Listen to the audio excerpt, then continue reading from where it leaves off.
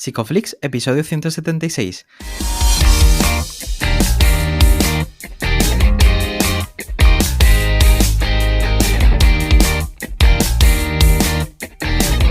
Bienvenidos a Psicoflix, un espacio de psicólogos para psicólogos, un podcast donde entre todos buscamos ser cada vez mejores profesionales de la psicología. Aquí hablamos de todas las estrategias, técnicas y noticias de la psicología contemporánea, pero siempre con la evidencia científica que nos gusta defender. Hoy estamos grabando el episodio del 15 de septiembre y estamos emitiendo nuestro episodio número 176, en el que vamos a hablar de Perictione y el frente de pacientes. Pero antes, recordaros que en psicoflix.com podéis registraros y acceder a todo el contenido exclusivo para suscriptores. Bueno, bienvenidos al podcast, muchas gracias por estar aquí. Yo soy Ye, estamos ya de vuelta de las vacaciones. ¿Qué tal estás, Darío? Hola, Ye, bien recargado, con ganas también de empezar esta temporada, aunque eso de dividir la vida en temporada es un poco raro. Igualmente, para abrir este septiembre, este inicio académico, hemos hecho un descuento en el primer mes para la suscripción, que está ahora a 10 euros hasta el día 18 de septiembre. Tenemos muchas novedades este año en este inicio de curso, pero no sabemos hasta qué punto podemos ir diciéndolo, así que simplemente estad atentos a las redes. Ya sabéis que algunas pinceladas vamos dando. No me enrollo, hoy tenemos un episodio muy interesante, acompañado también de webinar, ¿no? Que la gente que esté en la suscripción podrá disfrutar a manos de una persona con, una gran trayectoria en realidad y se le conoce bastante. ¿Quién tenemos por aquí? Pues mira, estamos muy contentos de tener por aquí a Ernesto Castro. Él es doctor en filosofía, máster en filosofía analítica, profesor de estética en la Universidad Autónoma de Madrid, escritor, pensador y autor de diversos libros como Jántipao del morir, Otro palo al agua y Ética, estética y política, entre otros. Bienvenido, Ernesto. Bienvenido. Bienvenido, ¿qué tal? O sea, bienvenido, bien hallados, lo normal. No puedes decir lo que tú quieras, Ernesto. Claro. Esta es tu casa. Bueno, Ernesto, seguro mucha gente te conoce y tal, pero tú cuando conoces a alguien que a priori no lo hace, ¿qué le dices? ¿A qué te dedicas? Es que no recuerdo la última vez, creo que la última vez que he respondido a esta pregunta era en una entrevista, o sea, no recuerdo, a ver, o sea, no sé, como que nunca tengo esta conversación en la vida real, realmente, Sí. Y dependiendo de lo festivo que sea la situación, pues me invento trabajos, ¿no? O sea, últimamente me gusta bastante la idea de presentarme como agrimensor y decir que me dedico a medir campos. Porque en el fondo es lo que hago también. ¿Y qué te dice la gente cuando le dices cosas así? Pues me siguen el juego, yo creo, como a cualquier zumbao. Pero luego te buscan en YouTube. No, afortunadamente no. Bueno, ya te digo que no me ha pasado, recientemente que nadie me pregunte por mi trabajo. Yo creo que además también te digo que me parece una pregunta como de otra generación, ¿no? Es decir, creo que una persona nacida en los años 90, que le preguntes por su trabajo, es como es a qué se dedica la gente, ¿no? Realmente. Se está dedicando a enseñar los pies por la webcam. En el fondo también los filósofos nos dedicamos a enseñar los pies por la webcam, ¿no? Entonces, o sea, me parece que definirte por tu trabajo es algo que precisamente en el contexto en el que vivimos, donde la mayor parte de la gente está o en paro o en una situación precaria, no identifica con su trabajo, es casi absurdo. O sea, yo nunca he preguntado a nadie a qué se dedica y hace 1000 años, fuera de este tipo de contextos en los que nadie me pregunta a qué me dedico. Bueno, sobre trabajo ahora comentaremos porque, bueno, está muy relacionado también con la temática del día, pero siempre también nos gusta, pues, tener este toque biográfico y me gustaría que nos contaras también cómo llega la filosofía a tu vida. Pues mi padre es profesor de filosofía, mi madre es profesora de filosofía, así que supongo que habré aprendido filosofía por el vecino, ¿no? Me llegó por el Arcángel, San Miguel o algo por el estilo, supongo, sí. Sí, pues vamos, que ya está clarísimo, ¿no? Claro. Sí, aunque yo escuchándote en alguna entrevista y tal, contabas algo como que en realidad tu interés por la filosofía más profundo se fue dando a medida que iba estudiando, ¿no? Y hacía referencia a que el sistema en sí mismo te había podido enseñar lo que te gustaba de la filosofía, incluso habiendo nacido en un contexto como ese. Me parece interesante, ¿no? Sí, bueno, los economistas distinguen entre los bienes de utilidad marginal creciente y decreciente, y la mayor parte de los bienes de utilidad marginal creciente tienen esta característica. Yendo a un ejemplo muy claro, bienes de utilidad decreciente sería el alcohol. La primera copa que te tomas te sienta de puta madre, la segunda un poco peor, la tercera fatal y la cuarta te puede llevar a un coma etílico, ¿no? Mientras que las disciplinas artísticas, científicas, son al revés. La primera vez que lees un problema matemático te parece horrible, la primera vez que lees un libro de filosofía no lo entiendes, mientras que cuando vas aprendiendo, la primera vez que tocas un violín parece un gato atropellado, y sin embargo conforme vas pillando más soltura, te va gustando más. Y este tipo de disciplinas se caracterizan además por ser infinitas. O sea, hay momentos, o no, claro, también ese es el problema, ¿no? Hay un momento en el que quizás también hay una curva ahí y hay un momento en el que ya estudiar más filosofía no te produce tanto placer o tanta satisfacción como antes. Y eso es muy habitual de las carreras de filosofía, se ven los estudiantes. Aproximadamente eso pasa casi siempre en tercero. En los 2 primeros años encuentras gente muy entusiasta que está debatiendo por los pasillos de la muerte, Dios, la libertad, etcétera. Y ya conforme vas viendo a los de tercero y los de cuarto, y no te digo, pues estos ya están cansados de ese tipo de debates. Y de hecho se reconoce muy bien a un filósofo porque nunca habla de filosofía. O sea, un filósofo en su día a día está haciendo apuestas o cosas de este tipo, ¿no? De hecho, era lo que hacía Pascal. Pascal inventó la estadística para apostar mejor. De hecho, el argumento suyo a favor de la religión era que era una apuesta en la que solamente se podía ganar. Pierdes un par de domingos en tu vida yendo a misa y a cambio puedes ganar el paraíso. Aunque la probabilidad sea muy pequeña, la ganancia es tan grande que apostar por Dios es una apuesta segura. Claro. ¿Sabes, Ernesto? En psicología hay como el tópico este de que nos metemos a estudiarla para arreglar nuestros problemas, ¿no? Y claro, la psicología como medio, como fin, te hago la misma pregunta en cuanto a la filosofía. ¿Medio o fin?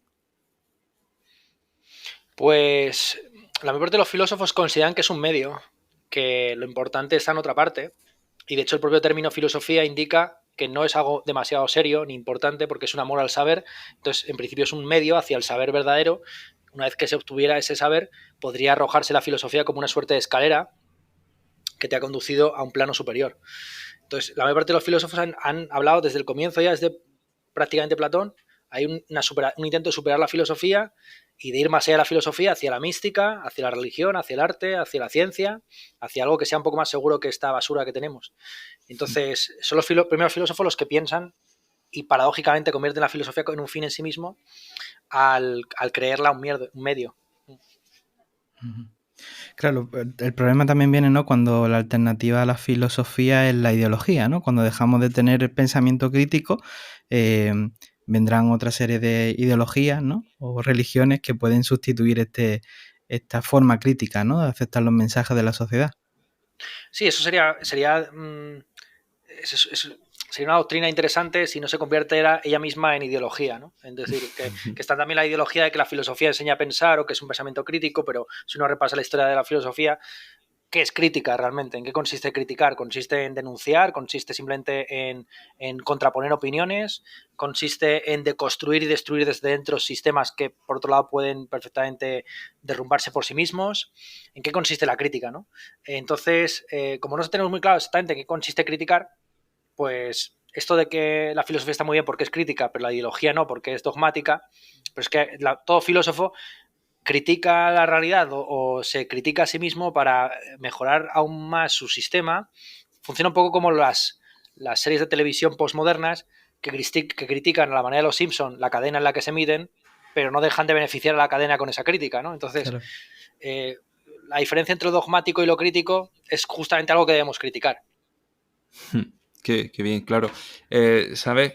A veces estamos cegados, bueno, siempre estamos cegados por nuestras circunstancias, entonces yo pienso que la mayoría de la gente pudiera creer que la filosofía y la psicología se pueden ir nutriendo una de la otra, pero en realidad, si miro mi historia, veo opiniones muy contrarias a eso, ¿no? Y entiendo que hay gente que piensa que son incluso enemigas, pero no sé cómo podrían llegar a ese pensamiento.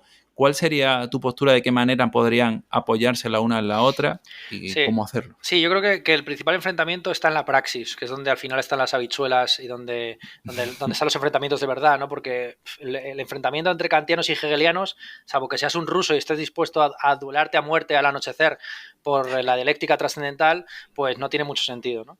Y entonces, claro, cuando vas a cuáles son las salidas profesionales de psicólogos y filósofos, ahí te das cuenta de que en el fondo los dos están usufructando, están peleados con otra figura a la que intentan sustituir, que es la del cura. Entonces, digamos que tanto el filósofo como el psicólogo ejercen de la función tradicional de pastor de almas que tenía el cura, ¿no? Y cuando, de hecho, pues cuando la figura del filósofo en la arena pública es básicamente un cura para laicos. Y el psicólogo es eso, es un confesor para laicos, básicamente, ¿no? Y en la principal nicho de trabajo de ambas disciplinas, que es la enseñanza, pues yo creo que el conflicto es irresoluble porque la filosofía entiende que hay un plano que está por encima de la conciencia y de la mente, que son las ideas, que son los conceptos, y que los conceptos no dependen de cómo te sientas o cómo pienses o si estás loco, cuerdo, enfermo o sano mentalmente. 2 más 2 son 4 para Charles Manson y para Arthur Schopenhauer, ¿no? Y mientras que la psicología, por su enfoque psicologicista, inevitablemente, pues por su enfoque centrado principalmente en la mente y en la conciencia, plantea los problemas de conocimiento como problemas conductuales o como problemas de actitud o de motivación. Entonces, el enfrentamiento es inevitable entre los pedagogos o psicopedagogos y los filósofos o los académicos, es decir, aquellos que entienden que lo importante es aprender cosas objetivas, ¿no? No tener buena disposición, actitud para colaborar, disposición para el trabajo en equipo, este tipo de cosas que esta enseñanza en aptitudes que ha ido muy de la mano del entrismo de los psicólogos en el Ministerio de Educación. Quería retomar algo que has comentado antes, ¿no? Acerca del trabajo, porque hoy estaba leyendo un artículo de Guardian, ¿no? De Sana Hassan, y estaba hablando de cómo el estilo de vida que tenemos, ¿no? Y cada vez pues todo cuesta más, los salarios no acompañan, el clima pues se está desmoronando y vivimos en un mundo incierto y se tiende a situar dentro de las personas los problemas psicológicos, ¿no? Despolitizando pues la angustia. Y quería que nos hables de los problemas del cerebrocentrismo y también de los problemas del dualismo y cómo afectan en nuestro día a día. Sí, bueno, esto del cerebrocentrismo y el dualismo, pues bueno, son dos alternativas, si se quiere, dentro de la filosofía de la mente, que uno de los problemas fundamentales de ella es cómo se relaciona la conciencia con el cerebro, o la mente con el cerebro, ¿no? Y la alternativa pues tradicional era siempre considerar que la mente y el cerebro son dos cosas distintas, y es interesante darse cuenta de que esta doctrina, en el fondo, se ha aceptado casi siempre por sus razones prácticas, no por sus razones teóricas, porque es tan imposible demostrar ahora mismo que todo lo consciente se reduce a lo cerebral como al revés. Intentar demostrar que hay algo de la conciencia que no sea reducible al cerebro es tan imposible como lo otro, ¿no? Entonces, en el fondo se está ambos bandos creen en fantasmas, ¿no? Creen en genios, en duendes, en postulados indemostrables. Y la razón principal a favor del dualismo es la inmortalidad del alma, básicamente. Postular que existe una conciencia que puede sobrevivirnos a nuestro cuerpo. Y la razón principal del materialismo no me queda muy claro. Yo creo que es simplemente una especie de tendencia natural de ciertas disciplinas a agarrarse a lo medible, a lo concreto y a lo objetivo. Y luego, evidentemente, pues esto tiene una materialidad muy concreta en las técnicas de conducción de masas a través de las redes sociales, que en el fondo, pues sí, demuestran que el conductismo no ha muerto, que sigue totalmente vivo y coleando, y que es, de hecho, yo creo, el plato fuerte, ¿no? de la psicología aplicada a la vida cotidiana en el presente. Porque mientras el mundo va de cara nuestra y nos sonríe y somos felices, pues ¿qué más nos da de qué está compuesto el agua o si existe una ley de la oligarquía, de las oligarquías, lo que sea, ¿no? O sea, tan solo comprendemos el mundo y nos preguntamos acerca de él cuando el mundo empieza a volverse a nuestra contra. Esto es una tesis justamente de Heidegger, del que hemos hablado bastante en la charla previa a este podcast. Sí. Para Heidegger uno no se pregunta por la esencia del martillo hasta que se rompe. Mientras el martillo está operativo, te dedicas a martillear, no te dedicas a preguntar por la esencia del martillo. Entonces, es normal que las preguntas teóricas psicológicas y filosóficas surjan a partir de problemas. Y los problemas muchas veces en la vida se presentan físicamente a través de sufrimientos y dolores. Esa es la razón principal. Y la paradoja de todo esto es que quizás desde un punto de vista psicológico el sufrimiento tiene alguna función, pues sobre todo que yo creo que tiene mucho que ver con el compromiso, es decir, uno descubre cuáles son sus verdaderos deseos cuando esos deseos no le reportan inmediatamente placer. Es muy fácil estar a favor de las hamburguesas, las pizzas y la Coca-Cola. Lo que es difícil es estar a favor de la música, del álgebra y de la filosofía, por lo que he dicho previamente, porque la primera dosis es muy dura. Entonces, el sufrimiento y el dolor cumple un papel fundamental a la hora para cribar nuestros verdaderos deseos y voluntades a largo plazo de las que no. Porque aquello que tú estás dispuesto a hacer, aunque te haga daño, aunque sufras en el proceso, esa es tu verdadera vocación. Escritor, según una definición que me acabo de inventar, es aquel al que le cuesta escribir y no obstante escribe, ¿no? O sea, aquel que en fin, es una especie como de dolor placentero el que yo creo que todos los escritores experimentamos cuando nos pasamos horas y horas, años y años trabajando en un texto que luego a lo mejor leen 300 personas, ¿no? Y por ahí iría la cosa, ¿no? Mientras que, este es el asunto, desde un punto de vista filosófico, el sufrimiento no tiene ningún sentido.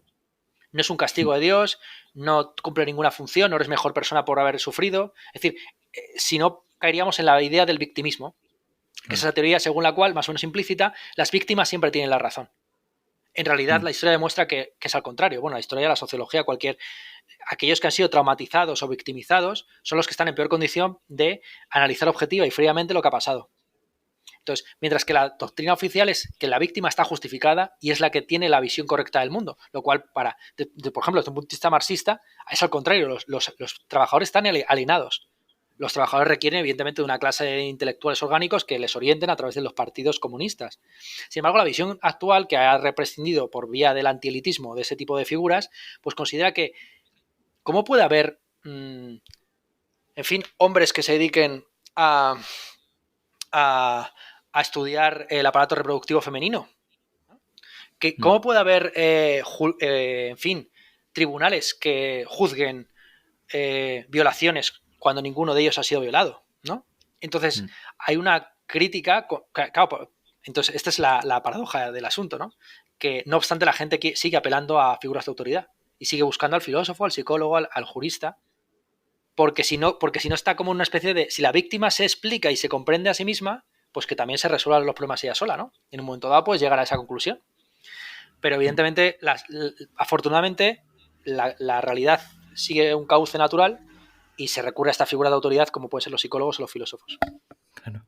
En relación con esto, ¿no? Sartre en el prólogo, ¿no? Del libro de hacer de la enfermedad un arma, dice que la enfermedad es la única forma posible y el único camino posible para vivir en el capitalismo, y me gustaría que nos hablara sobre esto también. Sí, bueno, la charla ha tratado sobre un libro en el que yo me he inspirado de un fenómeno histórico que fue la formación de un colectivo socialista de pacientes en Alemania, en la Universidad de Heidelberg, y este colectivo pues publicó un libro prologado por Sartre, donde efectivamente Sartre pues hace unas reflexiones sobre Hegel, la dialéctica del amo y el esclavo, la conciencia, etcétera. Y se hace eco de esta tesis del colectivo socialista de pacientes, quienes básicamente afirmaban que todos somos en el fondo locos y que la locura o la enfermedad mental es un subproducto del capitalismo. Digamos que este colectivo socialista de pacientes hizo con el marxismo algo parecido a lo que ha hecho posteriormente el feminismo o el ecologismo, sustituyendo clase trabajadora por, en este caso, enfermos mentales, ¿no? Entonces, igual que el proletariado es un producto del capitalismo que no obstante puede subvertirlo, la enfermedad mental es un producto del capitalismo que puede subvertirlo. Y la tesis básica es apoyarse pues eso, en las teorías de la alienación, según la cual en un mercado donde tú te ves obligado, en fin, a intercambiar buena parte de tu día a día y de tu vida y tu esfuerzo a cambio de la supervivencia, pues tus actos dejan de pertenecerte, tus horas dejan de pertenecerte, el fruto de tu trabajo ya no te pertenece. Y entonces se presenta ante ti como algo extraño y de eso trata principalmente el asunto, ¿no? Una especie de locura objetiva que está en el hecho de que tú creas cosas que te repugnan y sin embargo dedicas la mayor parte del tiempo a ese tipo de actividades. Claro. Sobre esto mismo, ¿no? Sartre decía que todo tipo de terapia era en realidad pues una especie de reparación, ¿no? De la capacidad de trabajo y nada más.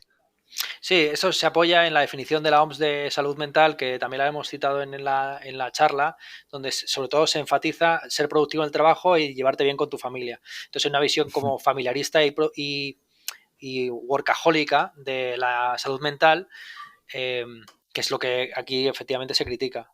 De hecho, bueno, Claro. ha habido muchos debates pues, de cómo se eliminó, no recuerdo ahora en qué DSM, creo que no sé si en el 3 o en el 4, la homosexualidad de las patologías mentales, y se hizo una votación a mano alzada que ni siquiera se ganó por mayoría absoluta, sino que fue una especie como de mayoría cualificada, o sea, una mayoría simple, no una mayoría cualificada, no recuerdo cuántos votos contra cuántos fueron, y simplemente la conclusión a la que se llegó es que en el fondo las orientaciones sexuales no tienen por qué ser una enfermedad mental si no generan un malestar al individuo.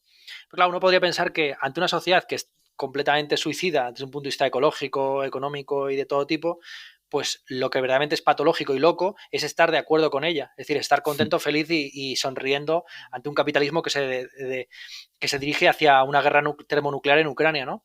Entonces, por eso la locura da tanto juego desde el Quijote en adelante, ¿no? Porque en la edad moderna el individuo está de cara o de frente a la sociedad y no podemos decir realmente quién tiene la razón, si la sociedad o el individuo, ¿no? Es una cosa como irónica, donde cada quien tiene sus razones y es tan razonable el que dice que, en fin, hay que luchar por Ucrania como el que dice que no tiene sentido luchar por Ucrania, ¿no? Entonces, estamos como en esta situación de impasse en todos los planos, donde lo que no tenemos muy claro es qué es la salud mental. La enfermedad la tenemos relativamente clara y la enfermedad biofísica sabemos que es la muerte. Pero la muerte no va a llegar tarde o temprano y a lo mejor la locura también. Claro. Sabes, cuando hablabas, ¿no? También en la charla, ¿no? Hablabais sobre el autoconocimiento y al final era un fruto del heteroconocimiento, y teniendo en cuenta que a veces sí que es muy útil, ¿no? La forma de entender el sufrimiento contextualizado, porque es sobre todo validante, ¿no? Cuando hablamos de que esta locura pueda ser producto del capitalismo, mucha gente se va a sentir de alguna manera reconfortada, ¿no? Y muchos procesos terapéuticos en realidad acaban ahí, ¿no? En todo este proceso de validación. Sin embargo, mi pregunta iba por el otro lado, ¿no? ¿Cuándo, desde tu punto de vista, puede ser un problema toda esta hiperreflexividad y exceso, ¿no? de exploración del conocimiento? Sí, al comienzo de uno de los libros más importantes de la historia de la filosofía, La crítica de la razón pura, Kant cita a Bacon una frase en latín muy conocida, de nobis ipsis silemus, sobre nosotros mismos callamos. Y la frase continúa, invitamos a la labor común, etcétera, etcétera, ¿no? Y claro, la filosofía tiene un poco este asunto de que aparentemente es una reflexión sobre el alma y sobre uno mismo, pero los filósofos, hasta bien entrado el siglo XIX, pues han sido bastante celosos de su biografía. Bueno, hay algunos que sí que han escrito un poco más. Es matizable, ¿no? Lo que acabo de decir. Pero en el fondo, la tesis fuerte, ya digo, de la filosofía es que la mejor forma de conocerse uno mismo es conocer el mundo que le rodea, ¿no? Y esto se expresa de diversas maneras, desde el yo soy yo y mi circunstancia, hasta solo sé que no sé nada, este tipo de... hay una serie de... casi todas las frasecitas, como para galletita china, de la suerte, de la filosofía, tienden hacia ahí. Que básicamente eso, no le da tanta importancia al porqué. Lo importante al final es trabajar. Es trabajar, sí.